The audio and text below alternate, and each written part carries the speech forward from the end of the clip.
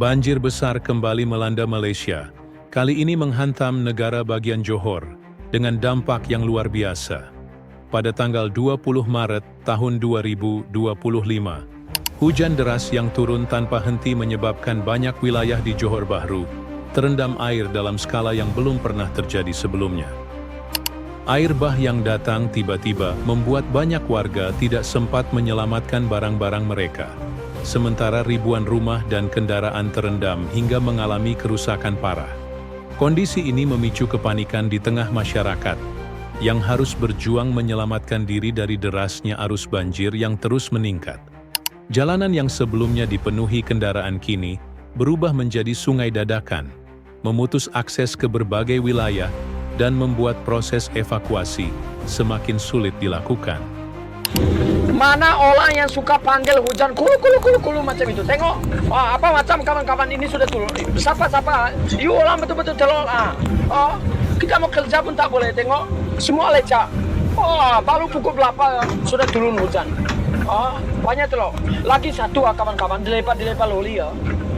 Lagi dia orang pergi kerja tak ada mandi punya lah. Uncle tahu. Betul punya Uncle cakap, dia orang pergi kerja tak ada mandi. Basuh muka pun tak ada. Macam inilah. Tengok hujan turun. Dia orang punya pasal semua. Dilepas lori punya pasal. Kalau dilepas mesin okey mandi. Dilepas lori punya pasal semua lah. Banyak teruk.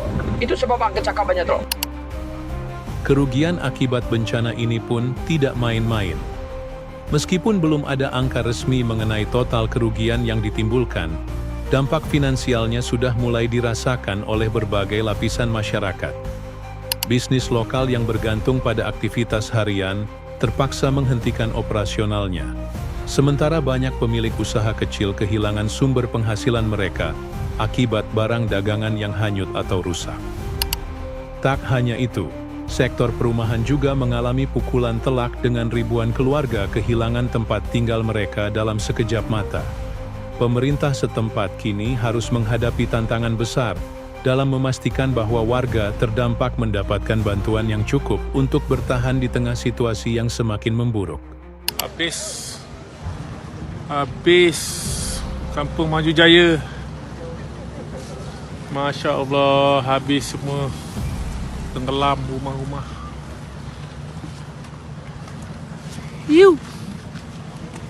Habis tempat Mio.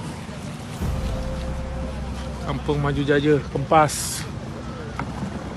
Jalan Kempas, lumpuh. Masya Allah. Hujan dijangkakan lebat lagi. Masya Allah. Ini jambatan baru ni.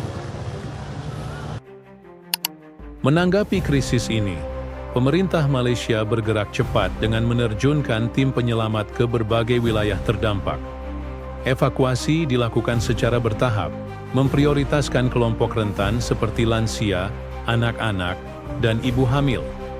Pusat-pusat pengungsian didirikan di beberapa titik untuk menampung korban banjir. Namun terbatasnya kapasitas membuat banyak warga harus bertahan di tempat yang kurang layak. Selain itu, cuaca yang masih belum bersahabat dan curah hujan yang diperkirakan akan terus tinggi dalam beberapa hari ke depan, semakin memperumit upaya penyelamatan. Di tengah situasi yang serba darurat ini, banyak warga mulai kehilangan harapan dan mengeluhkan lambannya distribusi bantuan yang masih belum merata di seluruh area terdampak. Nangis lah, tengok saya pun tak tahu macam mana lah. Okey, korang cakap nak tolong orang di Gaza. Okey, nak tolong orang di Gaza kan. Saya cakap di sinilah sekarang Gaza. Bagi saya sinilah. Bagi saya sinilah. Okey, Skudai dan Senai. Kita ada di sempadan. Okey, ada satu perkampungan di sini. Okey, kampung Sepakat Baru yang dilanda banjir yang teruk. Inilah tengok keadaan. Habis, semua habis.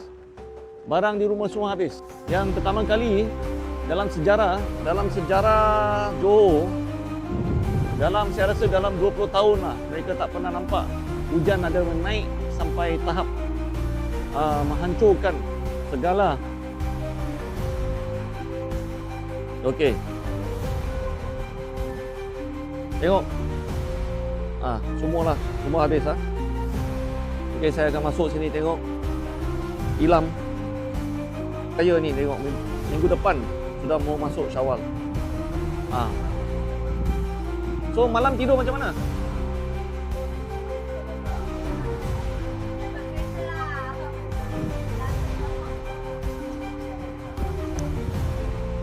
Ada? Oh dia tak kasih?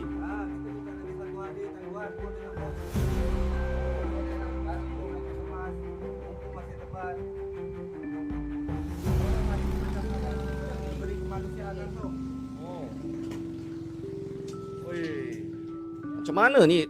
Macam mana nak tidur ni? Wan kan. Lepas tu Dewan diorang tak bagi taduh macam mana.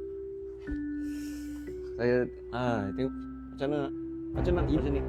Dia punya bau pun teruk.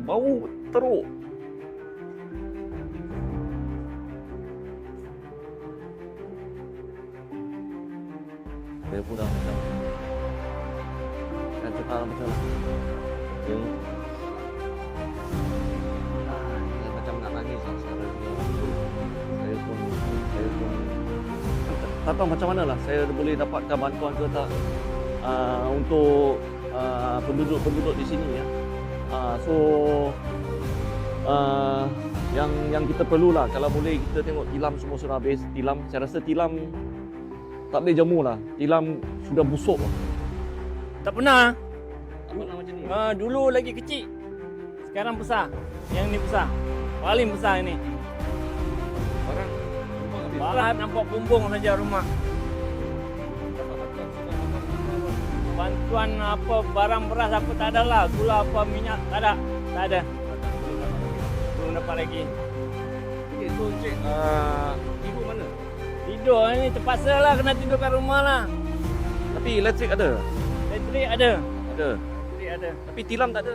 Tilam tak ada. Tidur terlantar lah. Macam mana nak buat? Ya. Okey. Teruk lah. Masuk ada. Saya pun tengok macam mana ni. Dia naik sampai atas lah semua.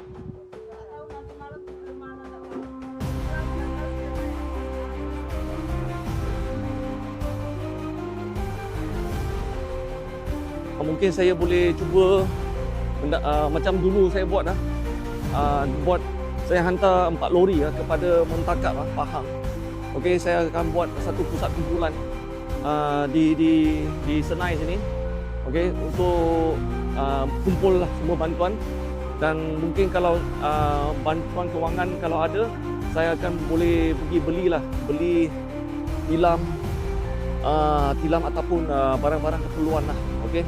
Ini adalah satu dugaan yang sangat besar, tujuan yang sangat besar kepada mereka yang dalam bulan Ramadan ini. Minggu depan sudah nak masuk Syawal, bulan Syawal. Macam mana kita nak menyambut Hari Raya Aidilfitri? Saya belum tahu lagi lah. Saya akan cuba, saya kalau minta kawan-kawan kalau nak perlukan pertolongan, beritahu saya lah. Okey? Itu saja daripada saya. Terima kasih kawan-kawan, terima kasih.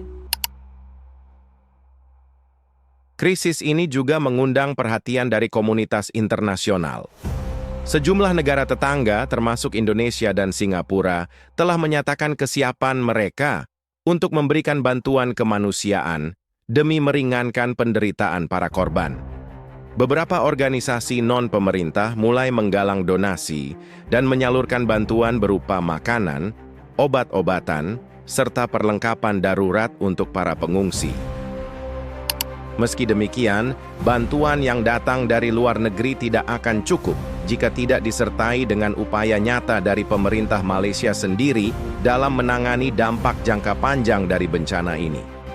Tanpa kebijakan yang tepat dan eksekusi yang cepat, krisis ini dapat terus memburuk dan memperparah penderitaan masyarakat yang sudah kehilangan hampir segalanya. Dampak dari banjir ini juga diprediksi akan terasa dalam sektor ekonomi, khususnya di bidang pertanian dan industri yang menjadi tulang punggung Johor. Banyak lahan pertanian yang terendam, membuat para petani menghadapi ancaman gagal panen yang dapat menyebabkan kelangkaan pasokan pangan di pasar domestik. Sementara itu, sektor industri yang bergantung pada infrastruktur transportasi mengalami hambatan besar karena banyak jalan utama dan jalur distribusi yang lumpuh akibat genangan air. Jika situasi ini tidak segera diatasi, harga barang kebutuhan pokok bisa melonjak tajam, memberikan tekanan tambahan bagi masyarakat yang sudah terdampak oleh bencana ini.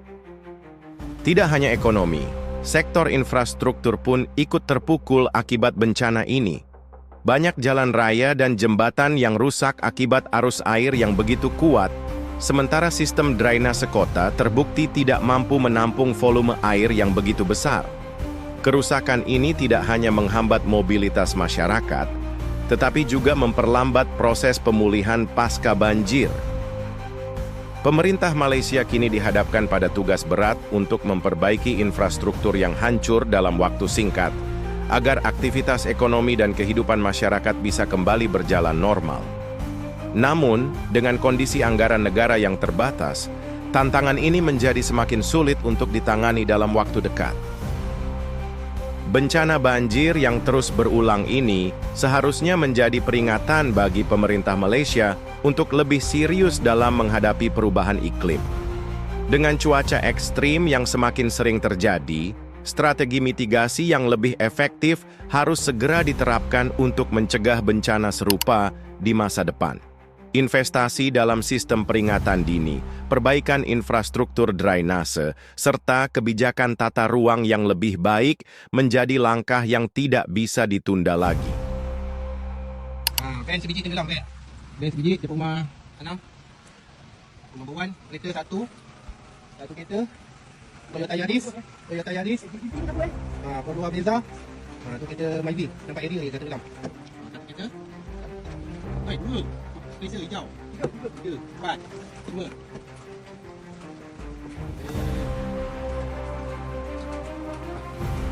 Razam. Makarim, Abila. Ni kereta semua kat sini ada 4 biji kereta. 1, 2, 3, 4. 5 dalam rumah atas. Mana tak nak keluarkan? Dah nampak dah, tapi tak nak keluarkan. Air dah tinggi dah, tapi tak nak keluarkan. Sabar, ya. Selain dampak ekonomi dan kerusakan infrastruktur, bencana ini juga menimbulkan dampak sosial yang cukup besar bagi masyarakat Johor. Ribuan warga yang terdampak banjir harus mengungsi ke tempat-tempat penampungan sementara dengan fasilitas yang terbatas. Banyak keluarga kehilangan tempat tinggal dan harus beradaptasi dengan kondisi darurat di pusat pengungsian. Di sisi lain, ketidakpastian mengenai kapan mereka dapat kembali ke rumah masing-masing semakin menambah tekanan psikologis bagi para korban. Anak-anak, lansia, dan kelompok rentan lainnya menghadapi kesulitan dalam mendapatkan layanan kesehatan, makanan yang cukup, serta akses terhadap kebutuhan dasar lainnya. Sementara itu, otoritas setempat terus berupaya menyalurkan bantuan, meskipun tantangan logistik tetap menjadi hambatan utama. Banjir yang masih menggenangi banyak jalan utama membuat distribusi bantuan menjadi lambat dan terbatas. Pemerintah Malaysia telah bekerja sama dengan berbagai organisasi kemanusiaan untuk memastikan bantuan dapat tersalurkan secara merata, tetapi situasi di lapangan menunjukkan bahwa masih banyak warga yang belum mendapatkan pertolongan. Relawan dari berbagai organisasi non-pemerintah turut serta dalam upaya ini, tetapi jumlah korban yang terus bertambah membuat kebutuhan akan bantuan semakin mendesak. Dalam konteks kebijakan jangka panjang, bencana ini kembali menyoroti kurangnya kesiapan Malaysia dalam menghadapi perubahan iklim dan dampak cuaca ekstrim. Meski setiap tahun negeri ini dilanda banjir musiman, langkah-langkah mitigasi yang diambil masih jauh dari cukup. Sistem drainase di kota-kota besar seperti Johor Bahru masih belum mampu mengatasi curah hujan ekstrem, sementara kawasan rendah terus menjadi langganan genangan air setiap musim hujan tiba.